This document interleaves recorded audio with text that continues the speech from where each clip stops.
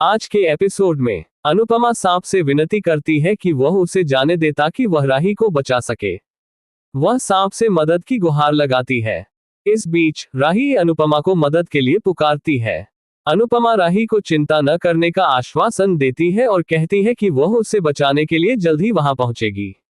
राही पूछती है कि अनुपमा को कैसे पता चला कि वह कहां है। अनुपमा उसे बताती है कि अनुज ने उसे ढूंढने में मदद की थी। राही बताती है कि उसका लॉकेट उस गड्ढे के पास था। अनुपमा कहती है कि अनुज आत्मा रूप में उनके साथ है और राही को चिंता न करने के लिए कहता है, उसे बचाने का वादा करता है। फिर वह राही से पूछती है कि उसने इतना जोखिम क्यों उठाया। राही जवाब देती है कि उसने समर के न्याय के लिए ऐसा किया। वसुंधरा कोठारियों को बताती है कि वह गौतम को घर ले आई है। पराग गुस्से में वसुंधरा से गौतम को बाहर भेजने के लिए कहता है और चेतावनी देता है कि वह उसे नहीं छोड़ेगा। अनिल कहता है कि उन्हें गौतम को फिर से घर से निकाल देना चाहिए। पराग प्रार्थना के पैनिक अटैक के लिए गौतम को जिम्मेदार ठहराता है और उसे वापस लाने के लिए वसुंधरा की आलोचना करता है। माही पूछती है कि क्या प्रार्थना को सचमुच पैनिक अटैक आ रहे हैं। पराग समझाता है कि प्रार्थना गौतम के आसपास ठीक से नहीं रह सकती। प्रेम आगे कहता है कि गौतम की मौजूदगी न सिर्फ उनके व्यवसाय को प्रभावित कर रही है, बल्कि प्रार्थना को भी असहज कर रही है। जब गौतम प्रार्थना और उसके बच्चे के लिए चिंता व्यक्त करता है, तो अंश उस पर गुस्सा हो जाता है। हालांकि वसुंधरा गौतम का पक्ष लेती है। गौतम कोठारियों से माफी मांगता है, लेकिन वसुंधरा जिद करती है कि वह कहीं नहीं जाएगा।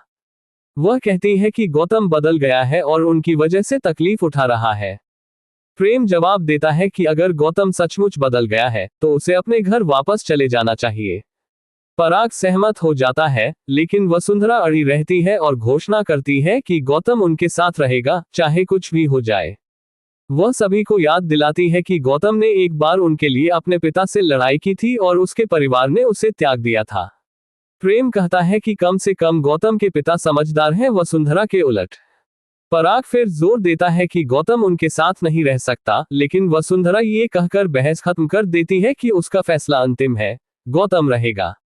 इस बीच अनुपमा राही के पास पहुंचती है और उसे बचाने का आश्वासन देती है। राही अनुपमा को जाने के लिए कहती है और उस पर आरोप लगाती है कि उसने पहले भी उसे कई बार छोड़ा है।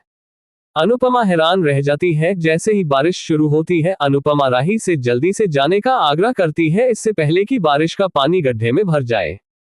दूसरी ओर प्रकाश और तातिया खुश होते हैं, यह मानते हुए कि अब अनुपमा और राही को कोई नहीं बचा सकता।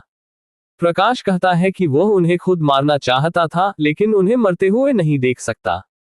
उसकी पत्नी यह बातचीत सुन लेती है और अनुपमा और राही का पता लगा लेती है। जब प्रकाश उसे पकड़ लेता है तो वह उसे बंद कर देता है। वह उससे रुकने की विनती करती है और चेतावनी देती है कि अनुपमा एक अच्छी औरत है और उसे ईश्वर का भय मानना चाहिए। वह अनुपमा और राही की सुरक्षा के लिए चिंतित है। अनुपमा राही को खुद को बचाने की कोशिश करते रहने के लिए प्रोत्साहित करती है। हालांकि राही अनुपमा से खुद को बचाने और यह साबित करने के लिए कहती है कि वह कितनी महान है। उसे अनुपमा की मदद करने और उसकी वजह से फंसने का पछतावा होता है। अनुपमा राही को आगे बढ़ने के लिए प्रेरित करती रहती है, लेकिन राही अनुज को याद करती है और अनुपमा पर भड़कती है, कहती है कि उसे सिर्फ अपने जैविक बच्चों की परवाह है।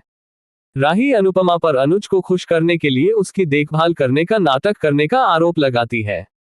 अनुपमा अपना बचाव करने की कोशिश करती है, लेकिन राही उस पर बार बार उसे छोड़ देने का आरोप लगाती है।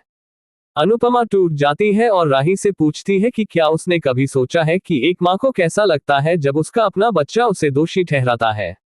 वह अपना पक्ष बताती है और भावुक होकर राही से उठकर खुद को बचाने का आग्रह करती है।